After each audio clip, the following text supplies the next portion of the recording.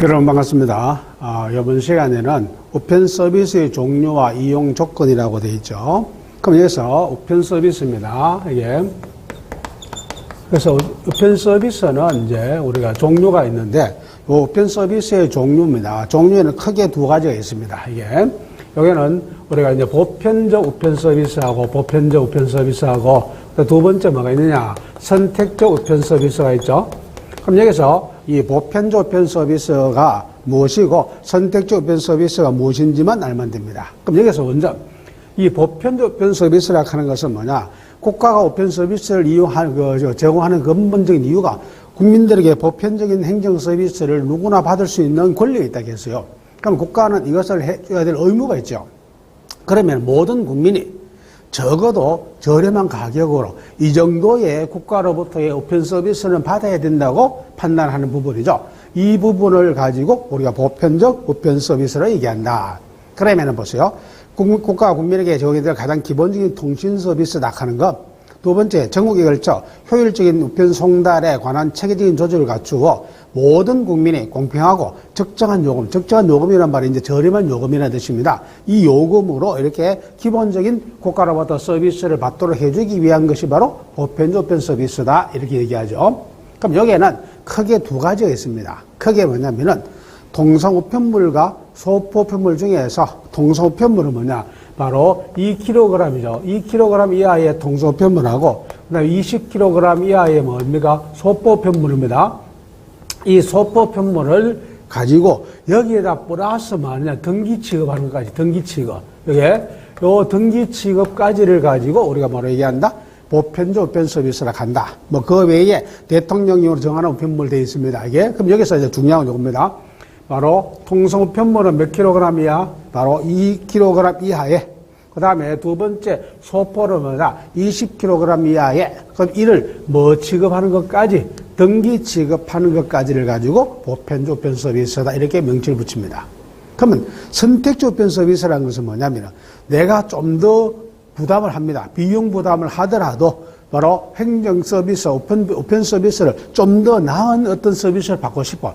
그때에 국민들이 선택할 수 있도록 해준 것이죠. 이를 가지고 뭐라고 얘기한다? 선택적 우편 서비스다. 그러면 요거만 하면 돼요. 선택적 우편 서비스라는 것은 별도로 외울 필요 없습니다. 왜냐하면 보편적 우편 서비스만 외워두면은 그 나머지 우체국에서 하는 모든 업무가 뭐로 보면 된다? 바로 선택적 우편 서비스라 보면 되죠.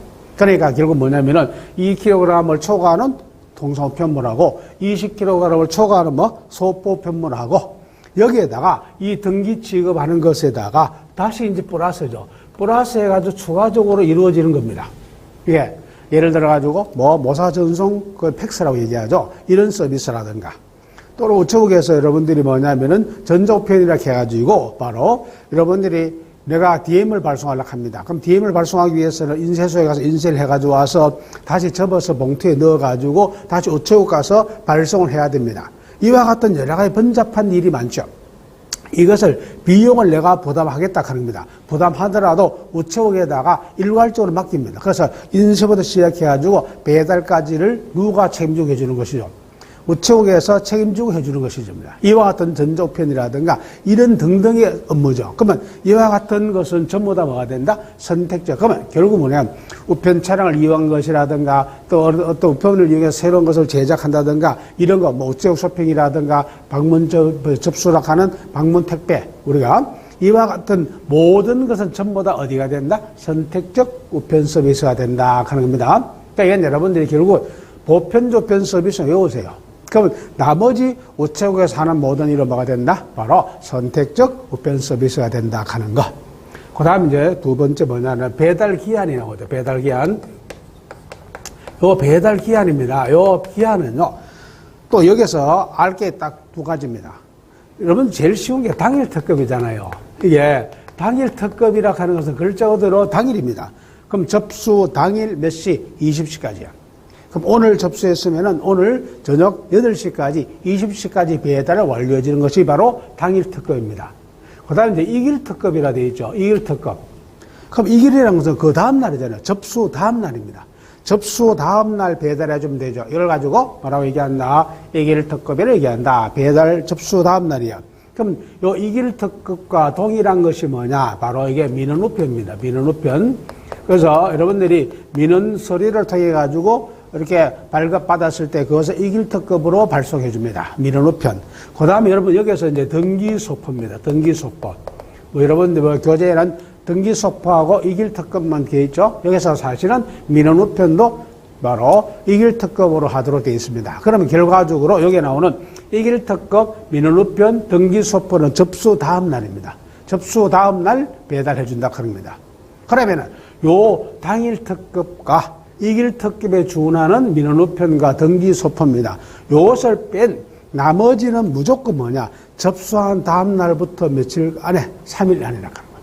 그러면 접수한 다음 날부터 3일 안에 배달을 완료하면 되죠. 이게 바로 여러분들이 배달 기한이다. 그럼 요 두 가지만 외우세요. 당일특급 쉽잖아요. 뭐 접수 당일 20시. 그 다음에 이길특급과 등기소포와 민원우편은 접수 다음 날. 나머지는 바로 접수한 다음 날부터, 오늘 접수했으면 내일부터 시작해가지고 3일 이내에 가면 되죠. 접수한 다음 날부터 3일 이내에 배달을 완료하면은 이거는 바로 여러분들이 손해배상이라든가 이런 것을 하지 않는다 하는 것이죠. 이게 이제 바로 배달 기한이고, 그 다음에 이제 이 배달 기한에서 우리가 교통이라든가 이런 것을 감안해서 사실은 이 준에서 접수 다음 날부터 3일 이내에 일반 루폰물이죠. 이와 같은 그 기간 안에 배달할 수 없는 지역이 있습니다. 이런 지역은 그 지역 실적을 가장 잘 나는 누구가 바로 지방우정청장입니다. 그 지방우정청장이 바로 날짜를 별도로 지정해서 고시할 수 있습니다. 예를 들어 가지고 여러분 상간오지라든가 도서벽지 같은 경우에 뭐 일주일에 한 번씩 배가 왔다 갔다 한다든가 이런 지역은 정규 노선 자체가 그와 같은 형태로 이루어지기 때문에 실제로 그 배달 날짜를 맞출 수가 없다 하는 겁니다. 그럼 이런 경우에는 별도로 마음 된다. 바로 배달 기한을 누가 정한다? 지방우정청장이 정하고 그것을 뭐 하도록 되어 있다? 고시하도록 되어 있다 하는 겁니다, 이게. 그래서 여러분들이 이거는 뭐 별도로 누가 정한다 하는 거, 지방우정청장이 정한다 하는 것만 알면 됩니다, 이게. 그 다음에 여러분들이 이제 그 배달 기한에 적용 예외가 되어 있습니다. 요 예외는 뭐냐면 이겁니다. 원래 여러분들이 보세요. 당일특급과 이길특급을 제외한 나머지는 접수 다음 날부터 며칠 이내에 3일 이내에 배달해 줘야 되죠. 그럼 배달을 하면 되는데 여기서 요 배달 기한에서 예외적인 것이 바로 뭐냐? 요겁니다. 신문입니다, 신문. 요거는 주 5회 이상 발행되는 것을 신문이라고, 여기서 이제 일간신문이라고 얘기합니다. 그 신문 중에서 여기 일간신문이라고 해서 바로 한 주에 주 5회 이상을 발행하는 신문입니다. 그 다음 두 번째 뭐냐면요. 관보가 있습니다. 관보. 이 관보 두 가지입니다. 그러면 바로 주 5일 이상 발행하는 일간신문하고 그 다음에 관보는 이거는 접수 다음날 뭐가 똑같냐. 이길특급과 같습니다. 접수 다음날 배달입니다. 원래 일반 우편물이기 때문에 이거는 접수 다음날부터 3일 이내에 배달해주면 돼요. 근데 이제 문제는 이거죠. 신문 같은, 일간신문 같은 경우입니다. 주간신문이나 일간신문입니다. 그럼 주 5회 이상 발행한 일간신문 같은 경우에는 만약에 오늘 접수해서 그다음 다음날부터 3일 이내에 배달한다 생각해 보세요. 그러면 신문이라는 것은 상당히 많은 부분에서 시사성을 가지고 있는 그 기사가 많이 잘 실려 있습니다. 그러면은 어제 일어났던 이 사건이 이제 오늘 신문에 실렸단 말이야. 이거를 오늘 아닌 3일 후에 받아가지고 봤을 때는 이게는 시사적인 가치로서 없다 하는 것이죠. 그러니까 이건 신문이 아니고 뭐가 돼요? 구문이 되잖아요. 예? 맞아요? 이건 안 된다. 그래서 이런 경우는 또 관보라 하는 것은요. 여러분들이 중앙정부에서 이루어지는 모든 행위라든가 각 지방정부에 이루어지는 모든 행위는 바로 관보에 다 게재가 됩니다. 그럼 관보가 게재되고 그다음에 모든 공무원들은 그 관보를 뭐냐면은 받아서 그것을 보고 업무를 진행하는 겁니다. 그러니까 여러분들 가끔 뉴스에 뭐 대통령이 뭘 지시했다 하는 것이 말로 한 게 아닙니다. 다 문서화되어 가지고 관보에 게재됩니다. 그러면 그 관보를 통해 가지고 행정 업무를 담당하는 그 공무원들에게 배달되는 관보를 오늘부터 시행되는 일이 있는데 3일 후에 이것이 관보가 오면 의미가 없다 하는 거죠. 그래서 바로 요 일간신문하고 그다음 관보는 뭐냐? 접수 다음날 뭐 해준다? 배달해준다 하는 거. 접수 다음날까지. 네. 그래서 요 신문하고 간보는 사실 이길 특급과 같습니다. 접수 다음날. 그러면 결국 뭐냐? 배달 기한에서 당일 특급, 접수 당일 20시. 이길 특급, 민원우편, 등기소포, 관보하고 일간신문입니다. 요거는 접수 다음날 뭐 한다? 배달해준다. 그 다음에 나머지는 접수한 다음날부터 며칠 이내에, 3일 이내에 배달하면 된다. 이렇게 여러분들이 이해를 하시면 됩니다, 이게. 그 다음에 여러분들이 이제 우편물입니다. 이게, 이 우편물의 종류가 있어요. 이 우편물의 종류는 여러분들이 국제우편은 종류를 여러 가지로 구별합니다. 국제우편은. 그래서 이 국제우편은 뭐 소포도 있고 동상도 있고 여러분들이 뭐 이렇게 특급 우편도 있고 여러 가지로 구별하는데 국내 우편은 우리가 크게 두 가지로 구별합니다. 여기는 바로 뭐냐? 통상우편물하고 그다음 두 번째 뭐냐면은 소포우편물로 구별합니다. 그럼 여러분들이 여기에서 국내 우편에서 우편물의 종류는 크게 무슨 우편물? 통상우편물하고 두 번째 뭐다? 소포우편물로 구별을 한다. 이렇게 이해하시면 됩니다. 그럼 여기서 우리가 이제 통상우편물이 뭔지가 나오죠. 보세요. 세 개념 보세요. 서신 등 의사 전달물, 그 다음에 통화, 송금 통지서를 포함한 통화라면 돈을 얘기합니다. 현금. 그래서 바로 통화, 그 다음에 소형 포장물 돼 있어요. 그럼 여기서 보세요. 바로 여기는 서신과 같은 의사 전달물하고 그 다음에 두 번째는 통화는 것은 이제 돈이라고 했어요. 바로 그 다음에 여러분들이 소형 포장물. 그럼 소형 포장물이 이제 바로 통상 우편물이 됩니다. 그러면 요것만 알면은 나머지가 다 소포가 되는 거죠. 그럼 여기에서 소형 포장물하고 소포 우편물은 다르다 하는 거예요. 이게 여러분들이 소형 포장물하고 소포는 내용은 똑같습니다. 똑같은데 이제 규격이 다릅니다. 포장 규격이. 그래서 가로, 세로, 높이를 합쳐가지고 합쳐가 35cm 이하이면 미만입니다. 미만이면 이게 뭐가 되느냐? 소형 포장물이 되고, 그거를 다 똑같은 내용물을, 그 다음에 그거보다 더 크게 되면 이게 뭐가 돼? 소포 우편물이 돼. 그러면 여기서 여러분들이 알 것은 뭐냐? 서신, 그 다음에 그 의사 전달물, 서신과 같은 의사 전달물, 통화, 그 다음에 소형 포장물이 통상이다. 그러면은 나머지가 전부 다 뭐라는 뜻이다? 나머지 다 소포다. 이렇게 이해하시면 됩니다. 그 다음에 그 의사 전달물인 서신입니다. 이 서신에 대해서는 지난 시간에 배웠죠. 그래서 서신 독점권이라고 하는 것을 내용을 할 때에 바로 서신에 어떤 내용을 가지고 있느냐. 그러니까 문자라든가 기호라든가 그림이라든가 이런 걸 통해서 의사를 전달하기 위해서 만든 전단을 가지고 뭐라 한다? 서신이라고 한다고 했죠. 서신. 그러면 서신과 똑같은 형식을 갖고 있지만 서신에 들어가지 않는 게 있다고 했죠. 대표적인 신문이라든가 잡지라든가 이게 또는 여러분들이 뭐 이렇게 신용카드라든가 국제 서류라든가 이런 등등은 뭐가 안 된다? 바로 서신 같은 의사 전달물은 맞지만은 서신에서만 한다, 제외한다 하는 걸 배웠습니다. 이게. 그 다음에 이제 통화는 뭐냐면은 현재 우리나라에서 통용되는 화폐만 얘기합니다. 그럼 쉽게 말해서 상평통보라든가 이와 같은 옛날 화폐 있죠? 이런 것은 안 됩니다. 여기 통화에 들어가지 않는다. 현재 우리나라에서 뭐 되고 있는 거? 통용되고 있는 화폐만 얘기한다. 뭐 동전이든 아니면 지폐든 간에 이게. 그래서 이걸 가지고 통화로 얘기합니다. 근데 소형 포장물은 이제 용적이라든가 무게라든가 이런 것이 바로 소형 포장물 규격에 맞으면 이게 뭐가 되고 소형 포장물이 되고 그 규격을 위반해 그것을 초과하면은 이게 뭐가 된다 했어요? 소포가 된다. 이렇게 배웠습니다.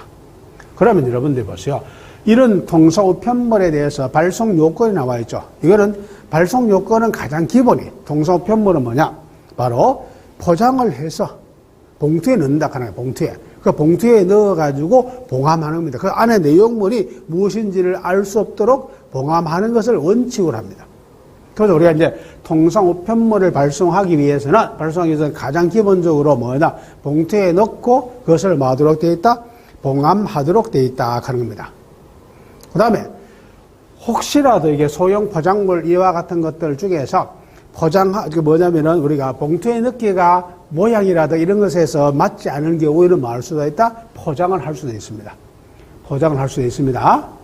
그 다음에 여러분들이 우편 엽서 같은 경우에는 뭐 하지 않고도 봉함을 하지 않고도 발송할 수 있죠. 그러니까 원칙은 동서우편물의 원칙은 봉투에 넣어가지고 봉함하는 걸 원칙으로 하되 봉함하기 힘들고 봉투에 넣기 힘들면 포장할 수도 있고 소형 포장을 포장할 수도 있고 그 다음 또 하나가 엽서와 같은 것을 뭐 할 수도 있습니까? 이렇게 봉함하지 않고도 발송할 수 있습니다. 팩스 같은 경우도 봉함하지 않고 발송할 수가 있습니다. 팩스 같은 경우도. 그 다음에 여러분들이 우리 띠종이를 가지고 발송할 수도 있습니다. 띠종이를 가지고도. 그러니까 우리가 보통 여러분들 보세요. 신문 같은 경우에 접으면 이렇게 길다. 그럼 여기에다가 뭘 통해 가지고 띠종이를 중간에 만들어 가지고 이 띠종이로도 발송할 수가 있습니다. 그래서 이제 동서우편물을 발송하는 방식은 원칙은 뭐다? 봉투에 넣어서 봉함해서 발송하는 원칙으로 하고 봉투에 넣기 힘들면 포장할 수도 있고 그 다음에 여러분들이 팩스라든가 또는 엽서라든가 이와 같은 것은 포장하지 않고도 발송할 수가 있고 그 다음에 이런 띠종이를 통해 가지고 발송할 수도 있습니다. 이게 그러면 여기서 우리가 어떤 경우에도 봉투에 표시해야 될 사항이 있습니다. 표시해야 될, 그러면 이제 보세요. 우리가 봉투가 있다. 그럼 이게 봉투가 있으면요. 봉투에다가 여기 이제 우리가 보내는 사람 주소, 성명, 우편번호. 그 다음에 여기에 받는 사람입니다. 받는 사람 주소, 그 다음에 우편번호, 성명. 그러면 여기에서 보내는 사람의 성명과 주소와 우편번호가 들어가야 되고 그 다음에 받는 사람의 주소와 성명과 우편번호가 꼭 들어가야 됩니다. 예? 그래서 발송인과 수취인의 주소, 성명, 우편번호가 꼭 들어가야 된다. 두 번째 뭐냐? 여기에 바로 우편 요금을 표시하는 우표를 붙이든지 아니면은 여기에다가 뭐 요금 별납 또는 요금 후납 이렇게 표시가 되어야 됩니다. 요금을 표시하는 정표를 붙여야 돼요. 그러니까 꼭 들어가야 되는 것이 보내는 사람과 받는 사람의 주소와 성명과 우편번호. 두 번째 뭐냐? 바로 우편 요금을 표시하는 뭐다? 정표다. 그럼 여러분들이 시험 문제에서 이거 여러분들이 전화번호 나옵니다. 이 전화번호가 나오면 아니다. 발송이라든가 또는 수취인의 전화번호가 꼭 들어가야 되는 건 아니다 하는 겁니다. 실제 시험 문제에서 이렇게 내면 학생들이 뭐 이렇게 대체적으로 발송인과 수취인의 주소, 성명, 우편번호, 전화번호 이렇게 얘기하면 이건 그냥 무심코 읽어버린다 하는 거예요. 안 됩니다. 그래서 전화번호가 들어가면 안 된다 하는 거 하나. 그 다음에 여러분들이 뭐냐면 우리가 여기에서 여러분들이 일반 우편물입니다. 그 등기입니다. 등기 취급입니다. 취급이 아닌 일반 우편물입니다. 이거 꼭 기억해야 됩니다. 일반 우편물이죠. 우편물은 수취인입니다. 요거 수취인 성명입니다. 성명을 생략 가능합니다. 요 말. 만약에 이 등기 취급을 하면은 무조건 들어가야 됩니다. 등기 취급하면은 누구에게 이걸 간다하는 우편물에 기록을 남기게 된다 하는 거야. 그러면 이것을 누구에게 전달했다는 걸 확인해야 됩니다. 그래서 이 등기 취급을 하지 않는 일반 우편물입니다. 일반 우편물은 누구의 성명을 수취인 성명은 생략할 수 있습니다. 그럼 여기서 수취인 성명, 받는 사람의 성명을 생략할 수 있어요. 여러분들이 가끔 여러분 집에 우편물 한번 보세요. 광고 우편물이 들어옵니다. 광고 우편물이 들어오는데 보면은 무슨 아파트 몇 동 몇 호까지는 이렇게 객관적으로 다 나오잖아요. 아파트 이름만 나오면 동호수가 나오니까 입주자 누군지 모르는 거야. 어서 특히 이제 개인정보라든가 이런 것 때문에 잘못하면은 이제 개인정보 위반이 될 수도 있죠. 그래서 입주자를 누군지 잘 몰라. 그런 경우는 무슨 아파트 몇 동 몇 호 입주자 기하 이렇게 나옵니다. 입주자 기하 이렇게 해가지고 우편물을 발송할 수 있다 하는 거야. 이게 만약에 이게 등기 취급하는 것 같으면은 그렇게 해서는 안 됩니다. 그러나 이거는 등기 취급을 하지 않는 일반 우편물인 경우에는 누구의 성명은 발송인이 아닙니다. 수취인의 성명은 뭐 할 수가 있다. 생략할 수가 있다 하는 겁니다. 이 부분을 좀 기억을 해주기 바랍니다. 이게 여기 우편물의 기본적인 기재사항이라 하는 것. 그 다음에 여러분들이 그 통속편물의 규격, 이제 봉투 규격이 나왔습니다. 이 봉투의 규격은 이건 여러분이 외워야 됩니다. 뭐 다른 방법이 없잖아요. 그래서 여러분들이 크기, 바로 세로 가로 두께 가지고 90에서 최대 130 플러스 마이너스 5mm. 그 다음에 최소 140에서 235. 그 다음에 최소 0.16에서 5mm. 이건 규격이기 때문에 그대로 외워야 됩니다. 그 다음에 이거는 모양은 뭐가 된다? 직사각형. 그러니까 여러분들이 이 우편물은 원칙이 직사각형입니다. 예, 그래서 여러분들이 원형입니다. 원형. 이게 원형이라든가 또는 정사각형입니다. 요런 등입니다. 요런 등은, 요거는 여러분들이 뭐냐? 요거는 잘 되네. 발송입니다. 발송은 가능합니다. 만약에 여기는 발송이 안 되는 건 아니야. 원래 직사각형을 만들어야 되는데 이게 정사각형이 되든지 아니면 원형이 됐을 때 이것을 여러분 뭐 삼각형이든지 이렇게 만들었을 때에 이것이 여러분들이 발송 자체가 안 되는 건 아닙니다. 발송은 가능해. 그런데 이거는 규격에 맞으면은 규격 요구를 받습니다. 요거는 뭐냐면 바로 요거는 규격 외입니다. 규격 외 요금이죠. 요금을 받고 발송하는 거야.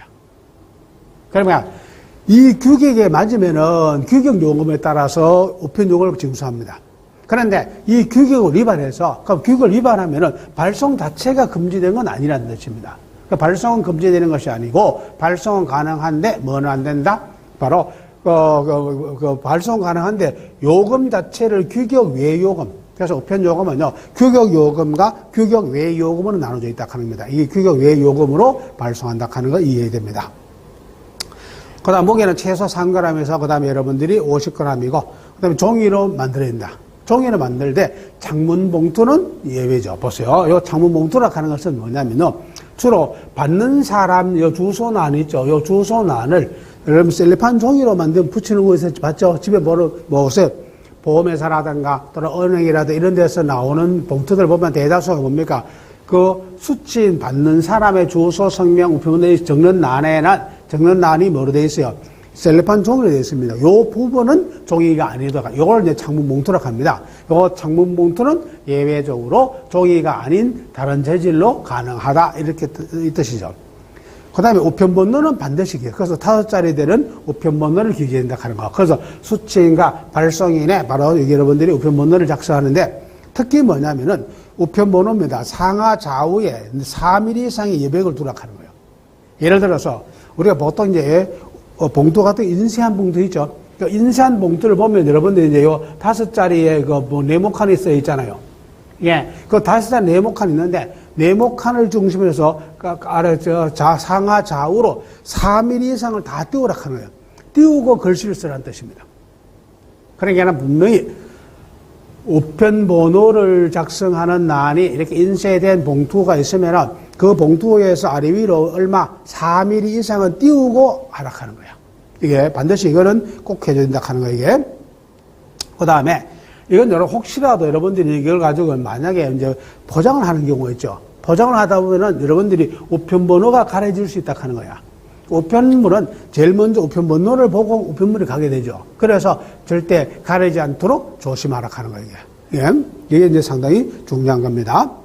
그 다음에 이제 이 우편물에는 여러분들이 뭐 형광물질이라든가 발광물질 이런 거 쓰면 안 됩니다. 특히 여러분 공부하면서 뭐 합니까? 막 색깔 칠한다고 노랗고 빠르고 파랗고 막 이렇게 그 형광펜 있잖아요. 이런 것으로 칠해서는 안 된다. 그 기계 오작동, 기계로 읽는 경우에 오작도 일으킬 수 있기 때문에 형광물질을 하면 안 됩니다. 이게. 그 다음에 이 봉투에는 뭐 눌러찍기라든가 이런 걸 하면 안 된다 하는 거. 그래서 도도찍기도 안 되고. 그 다음에 이 포장을 할 때는, 봉함을 할 때는 풀이라든가 이렇게 해가지고 완전히 밀착하는 건 맞는데 여러분들이 뭐 스탬플로 가지고 찍는다든가 아니면 리베이스로 찍는다든가 이렇게 해서는 안 된다 하는 것이죠. 이게 상당히 중요한 겁니다. 그래서 우편물에는 여러분들이 풀이라든가 접착제는 가능하지만 스테이플이라든가 또는 핀이라든가 리벳 이런 것으로 해서는 안 된다 하는 거. 그 다음에 봉함할 때는 상하 좌우 그 전면 내면을 다 뭐라 하는 거? 봉함을 해야 된다 하는 것이죠. 그 다음에 이제 그 7번에 보면은 기계 처리를 위한 공간이 있습니다. 그래서 앞면은 오른쪽 끝에서부터 140mm, 밑면에서 17mm, 오른쪽 면에서 20mm를 띄우라 이렇게 되어 있습니다. 이건 무슨 얘기냐면요. 이 봉투를 가지고 제작해서 사용할 때에 무조건 뭐냐, 요 밑면입니다. 요 밑면에서부터 시작해가지고 여기까지 17mm를 무조건 띄워서 그 위로 글씨를 써야 된다 하는 거. 그러니까 기계 처리를 위해서 무조건 밑면은 최소한 얼마 17mm를 띄우고 그 위로부터 작성해야 된다. 그 다음에 오른쪽 끝에서부터 140 여기서 시작하라 하는 겁니다. 그러니까 이 봉투를 쓸 때에 받는 사람 주소를 쓰는 경우에 오른쪽 끝에서부터 시작해가지고 얼마? 140. 요게 140에서 요게 20까지. 그러니까 오른쪽 끝에서 요게 20. 그러니까 밑면에서는 17mm. 그 다음에 오른쪽 끝에서는 얼마? 20mm를 띄우고. 그러면 이 글자는 뭐냐면은 바로 여기에서 140mm부터 시작해가지고, 140mm부터 시작해가지고, 그 다음에 오른쪽 끝에 20mm를 띄워놓고, 요 사이에 모든 글씨를 넣으라는 뜻입니다. 그러니까 여러분들 규격 봉투 같은 경우는 아예 인쇄하는 경우는 여기 맞춰가 딱 규격이 인쇄되어 있습니다. 기본적으로 이게. 그러나 여러분들이 만약에 그 본문을 그냥 글씨를 자기가 직접 쓴다면 밑면에서 얼마 띄우고 우선 17mm 띄우고 오른쪽 끝에서 얼마 140mm부터 시작해가지고 글씨를 쓰라는 뜻입니다. 해서 끝에는 적어도 20mm를 띄워놓고 그럼 20mm를 남겨놓고 안에 글씨를 다 넣으라는 뜻입니다. 혹시 뒷면에서도 마찬가지야. 이걸 뒷면을 뒤잡습니다. 뒤잡으면 결국 뭐냐면은 바로 왼쪽 끝에서 140mm. 이게 이제 뒤잡아지니까 오른쪽 끝에서 140mm니까 이걸 뒤잡으면 왼쪽 끝에서 140mm 안에 들어와야 되고 밑에서 얼마? 17mm 띄워야 된다 하는 겁니다. 그 안에서 모든 것을 혹시라도 기재물을 기재한다면 기재를 하라. 그래서 이거는 앞뒷면을 봤을 때 앞뒷면에서 밑에서는 얼마 띄워라? 17mm 띄워라 하는 거. 그 다음 앞면은 오른쪽에서부터 시작해 140mm부터 띄워가지고 여기서부터 작성해서 20mm까지 안에다 작성하라. 여기다 뒷면은 뒤잡으면 되기 때문에 왼쪽 끝에서가 아니고 뭐가 돼야 됩니까? 왼쪽 끝에 되지. 뒤잡으면은 왼쪽 끝에서부터 140mm, 그 다음에 밑에서 얼마? 17mm 띄우고 그 안에다가 그 글자를 작성하라는 뜻입니다. 이게 이제 동사 우편문의 규격이고, 그 다음에 여러분들이 뭐냐면은 이제 엽서가 나왔죠. 그 이제 관제엽서입니다. 우정서 본부가 발행하는 엽서가 바로 뭐야? 관제엽서죠. 그 관제엽서는 바로 여러분들이 가로, 세로, 여러분들이 그 규격이 나와 있죠. 이거 외워야 되고, 그 다음에 직사각형 형태로서, 그 다음에 무게는 2g에서 최대 얼마까지? 5g까지 다 가는 거. 그럼 재질은 당연히 종이고, 그 다음에 여러분들이 나머지는 이 봉투 작성한 요령과 똑같습니다. 이게 똑같이 우편문을 중심으로 상하 좌우로 4mm 띄워라. 그 다음 밑면에서부터 얼마나 140에서 17mm 띄우고 작성하라 하는 겁니다. 이거는 똑같기 때문에 그대로 보면 되고. 그 다음에 엽서의 종류는 통상엽서, 우리가 이제 보통 엽서라고 얘기하죠. 근데 관제엽서는 경조엽서, 그림엽서, 광고엽서, 고객 맞춤형 엽서가 나옵니다. 이 내용은 이제 뒤에 가면 다 하나씩 나옵니다. 이와 같은 것은 이제 일반 봉투의 규격과 아까 얘기한 봉투의 규격입니다. 이번에는 관제엽서, 우편엽서의 규격입니다. 그 다음에 사제엽서는 바로 관제엽서 규격에 준해서 만들어져 있다. 개인이 만들어져 있다. 그 대신에 여러분들이 관제엽서에는요, 여기 우편 요금을 표시하는 정표를 직접 인쇄할 수가 있다. 관제엽서는.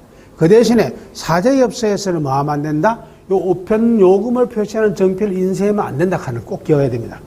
그러니까 관제엽서는 우편 요금을 표시하는 정표를 아예 엽서를 제작할 때 딱 인쇄가 가능합니다. 그러나 개인이 만든 사제엽서는 관제엽서 규격에 준해서 만들되 여기는 요금을 표시하는 정표 인쇄하면 안 되죠. 왜냐하면 요금을 표시하는 인쇄를 해버리면 자기가 만들어가지고 요금도 안 내고 우편물을 발송할 수 있다는 그런 결론이 나오는 겁니다. 그래서 관제엽서는 아예 우편엽서를 팔 때에 우편요금과 같이 바꿔 팔기 때문에 이거는 인쇄에도 전혀 상관이 없는 겁니다. 그것을 꼭 기억해야 되고, 그 다음에 50g까지는 규격 외 엽서는 350을 적용한 데 있죠. 그럼 아까 얘기했어요. 규격을 위반하면은 통상우편물에서 규격을 위반하면은 뭐는 가능하다 했어요? 발송 자체가 금지되는 건 아니라 했어요. 그 발송은 가능하지만은 규격 외 요금을 징수하는 것이죠. 그 다음에 이제 그 외에다 보세요. 그 색상은 70분 이상의 반소를 가진 흰색이라든가 밝은색. 그게 이제 봉투의 색깔이 적어도 반소의 얼마? 70분 이상. 재질은 무게가 70g 이상. 그 다음에 여러분들이 불투명도가 75%. 그럼 쉽게 말해서 그 안에 어떤 우편물이 들어가 있는 것을 밖에서 쉽게 식별할 수가 없는 형태가 된다. 그럽니다. 그 다음에 이제 창문 봉투는 여러분들이 밝아야죠. 주소가 잘 보여야 되기 때문에. 그러니까 이런 불투명도가 20% 이하다. 그다음에 정해진 위치에도 우표를 붙이고 우편 요금을 표시하는 뭐 요금 별납이라든가 요금 혼합 이런 표시를 해야 된다 하는 것이죠, 이게. 그 다음에 봉투 뒷면하고 우편열서 기재란 띠종이의 앞면의 윗부분 2분의 1과 뒷면 전체에는 허락한 공간에만 원하는 사항을 표시할 수 있다 하는 거.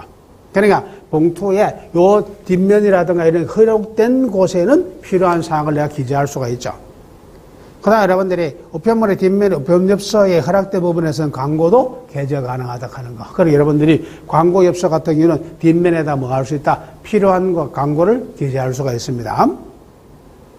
그 다음에 이거 단연히 뭐, 이거는 옵셋 인쇄, 평판 인쇄는 옵셋 인쇄입니다. 그러니까 현재 여러분들이 뭐, 우리가 일반 복사물처럼 이렇게 평판 인쇄가 되어야 됩니다. 그 대신에, 이런 사제엽서는 좀 다르죠. 걔가 내가 그림을 그릴 수도 있고 하기 때문에 이거는 사제엽서는 개인이 만들어서 엽서를 만드는 거기 때문에 이거는 평판 인쇄를 하지 않아도 된다 하는 거. 그 다음에 여러분 아까 이제 신문 같은 띠종이 규격이 나와 있죠. 그 띠종이 규격에서 여러분들이 신문 같은 경우에는 이제 이렇게 띠종이에 맞춰가지고 여러분들이 발송할 수 있다. 그래서 가로 70 이상, 세로 90에서 최대 235mm.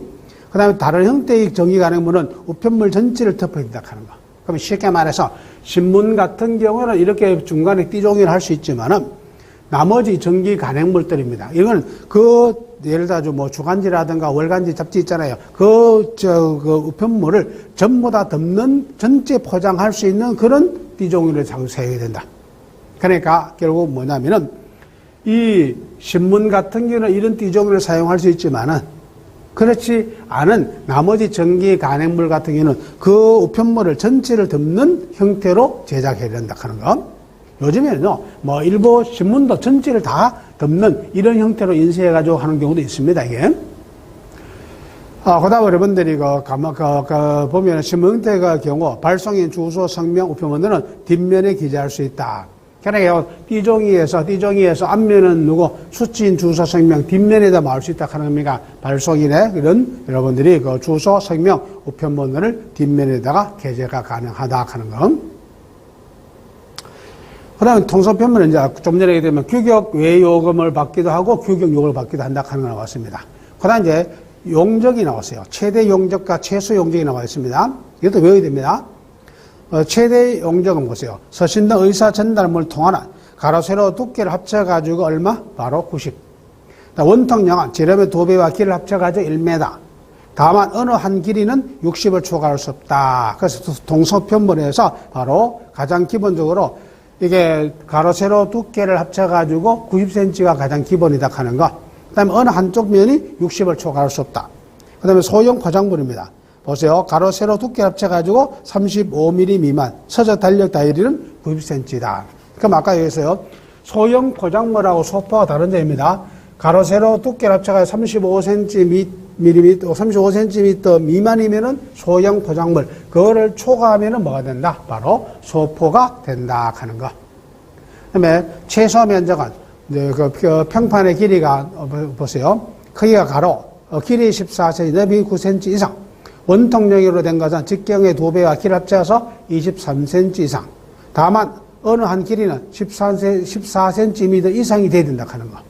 만약에 요 이하가 되면은 더 크게 만들어야 돼요. 14cm 이하 너무 작으면은 분실 위험이 많다 하는 겁니다. 그래서 좀 더 크게 하는 뜻이죠. 그 다음에 중량 제한은 바로 2g에서 최대 6kg이다. 그래서 통상 우편물입니다.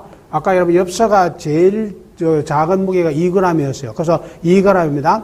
최대 얼마까지? 6kg, 6,000g까지가 바로 여러분들이 중량 제한이다. 통소편물입니다. 그 다음에 전기 간행물과 서적 달력, 다이어리로서 요금 감액을 받는 우편물은 1,200g. 요금 감액을 받지 않는 서적 달력, 다이어리는 800g. 국내 특급은 30kg. 요 잘 기억이 됩니다. 그래서 통상 우편물 중에서 바로 당일 특급이나 이길 특급이나 이게 특급으로 발송합니다. 특급으로 발송할 경우에는 몇 킬로그램까지 가능하다? 동사 우편물도 30kg까지가 가능하다 하는 겁니다. 이게 이렇게 이해를 해줘야 됩니다. 여기 바로 동사 우편물이죠.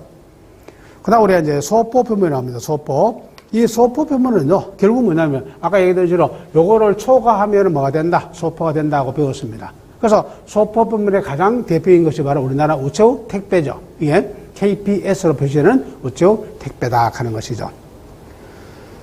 그래서 여러분과 취급 대상 보세요. 서신 등 의사 전달물, 통화 이외의 물건을 포장한 거. 그러니까 이와 같은 아까 여러분 요의 동서우편물 이것이 아닌 나머지를 포장한 것을 가지고 말한다. 소포 우편물이라고 얘기한다 하는 것이죠. 예. 그러니까 백지노트 같은 경우는 당연히 뭡니까? 소포로 취급해야죠. 왜냐하면 의사 전달을 하는 것이 아니기 때문입니다. 그 안에 뭐가 의사 전달이 들어가 있으면 이거는 바로 동서우편물이 될 수도 있죠. 그 다음에 이 나합은 보세요. 우편물 크기에 따라서 소형 포장 우편물과 소포 우편물을 구별하되 소형 포장 우편물은 동사 우편물을 취급한다. 그러니까 보세요. 소형 포장 우편물은 어디로 들어간다? 동사 우편물에 들어간다. 그 다음에 소포 우편물에는 소포에는 원칙적으로 서신은 넣을 수 없다. 왜냐하면 서신은 의사 전달물로 원래 어디야? 동사 우편물이죠. 그러니까 그 안에 넣을 수가 없다 하는 거예요. 원래. 그런데 그 물건과 관련이 있는 납품서라든가 사용설명서라든가 또는 뭐 감사 인사메모 이런 등은 소포우편물 안에 들어갈 수 있어요. 그래서 여러분들이 소포우편물 안에 그러면 그 제품이 있으면 제품의 사용설명서라든가 이런 것을 뭐 할 수 있어요. 그 안에 포장 안에 들어야 있잖아요. 이건 가능하다 하는 거예요. 예. 그 다음에 이제 중량자리입니다. 그래서 중량자는 소포도 최고, 그러면 우편에서 최고는 30kg 무게가. 그래서 동사 우편물이든 소포든 간에 최대의 무게는 얼마다? 30kg까지다 하는 거예요. 그 다음에 여러분들이 용정은 바로 가로 세로 높이 또 두께를 합쳐가지고 160cm 어느 한 변의 길이가 1m를 초과할 수가 없다 하는 거. 그 다음에 최소 용적은 이제 바로 가로 세로 높이 합쳐서 35cm죠. 아까 가로 세로 합쳐서 35cm 미만이면 뭐고 이거는 소형 포장물에서 통상이라고 했어요. 그래서 최소 면적은 35cm 이상이 되어야 되는 겁니다. 이게. 그 다음에 이제 소포 우편물을 접수할 때입니다. 이 소포를 접수할 때는요, 여러분들 이제 합격해서 창구에 근무한다고 생각해 보세요. 접수할 때 어떻게 할 것이냐 하는 것이죠. 제일 먼저 오면은 뭐요? 안에 내용물이 뭔지 물어보겠죠. 혹시라도 우편 금지 품목이 들어있지 않은지 이런 걸 확인해야 된다 하는 겁니다. 그러면 여러분들이 우리가 우편 금지 품목이 아니다. 그럼 뭐라고 하는데 아무래도 의심스러워. 그러면 다시 개봉을 요청할 수 있습니다. 개봉을 해서 확인을 해야 됩니다. 의심스러운 점이 있으면은 이게 개봉해서 확인하고 이렇게 확인된다. 그럼 만약에 여러분들이 개피를 거부하면은 우편으로 발송할 수 없다 하는 것을 설명을 해주라 하는 것이죠. 그리고 두 번째, 우편 금지 내용 물어보니까 이제 발송 가능한 우편물이야. 그러면은 그 우편물에 맞게 포장이 되어 있는지를 확인해야 되겠죠. 그러니까 여러분들이 무게라든가 거리라든가 이런 것에 맞추어 가지고 포장 상태를 뭐 해야 된다?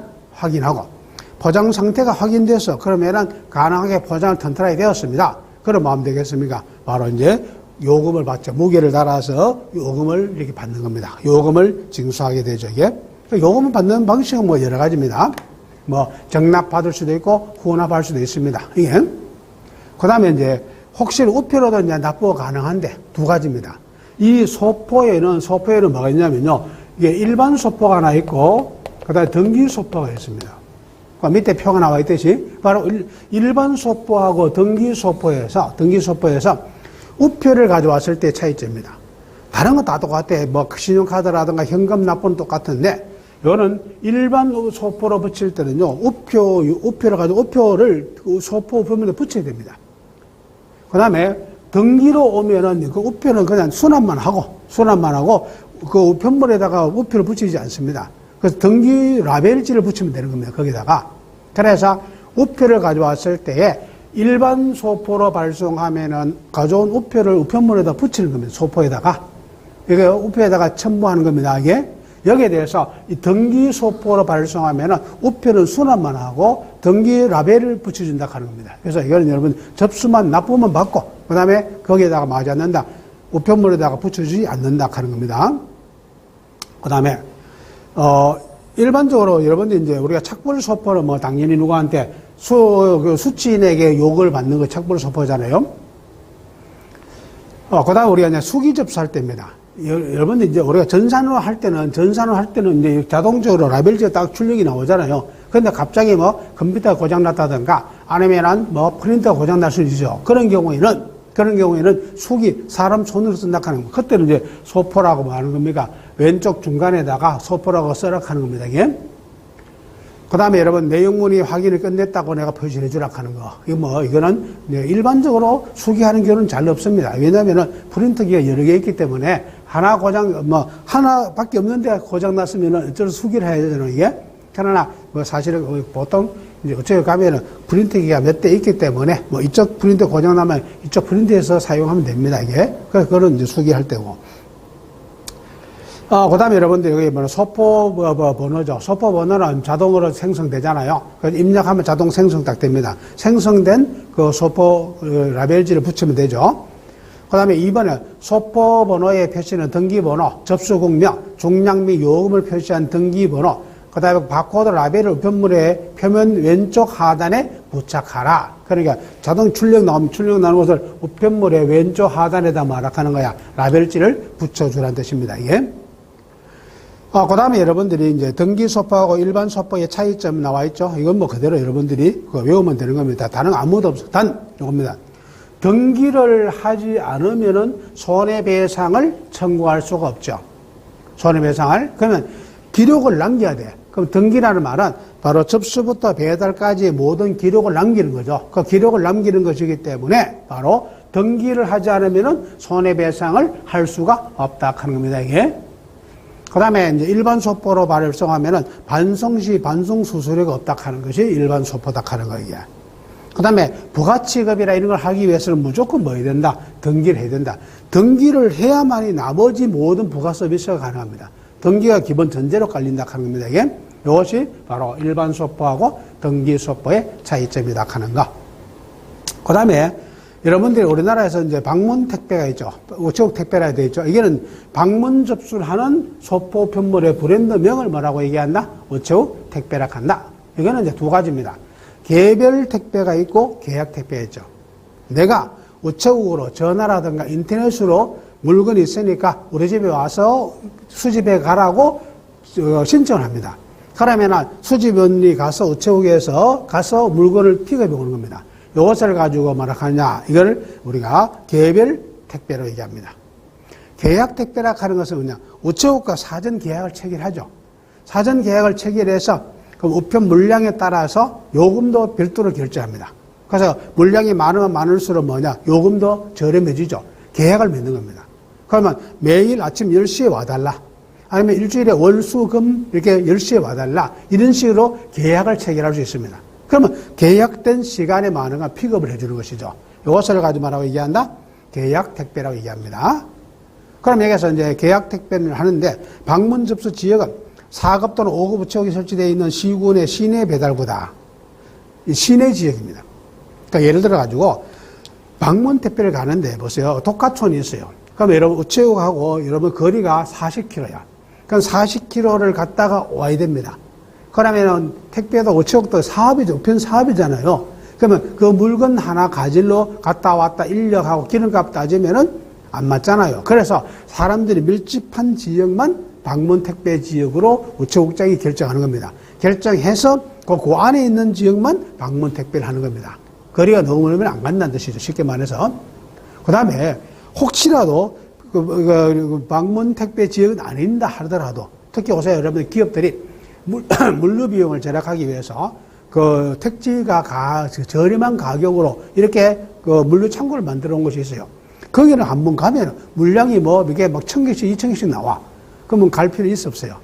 있겠죠? 그건 우체국장이 바로 방문 접수를 이렇게 하기로 결정된 지역도 가능하다 하는 거. 이건 이용 방법은 두 가지죠. 전화라든가 또는 인터넷으로 신청하면 된다 하는 거예요.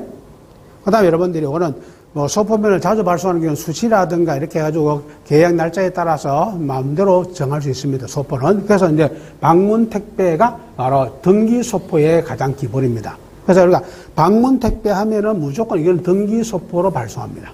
등기 소포로. 내가 창구에 가서 접수하면 일반 소포로 발송할 수도 있고 등기 소포로 발송할 수 있습니다.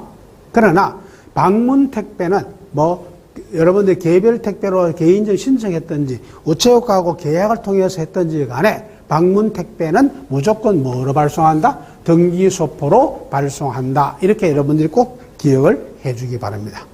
이게 바로 우리가 우체국 택배까지 해서 바로 우편물의 기본 종류인 통소우편물하고 소포편물, 규격이라든가 그 다음에 어떻게 여러분들이 접수하는지 이와 같은 기본적인 내용을 설명했습니다. 그러면 이제 다음 시간에는 우편물에서 어떻게 접수해서 어떻게 포장하는지 그래서 이와 같은 내용에 대해서 설명을 드리겠습니다. 고생했습니다. 마치겠습니다.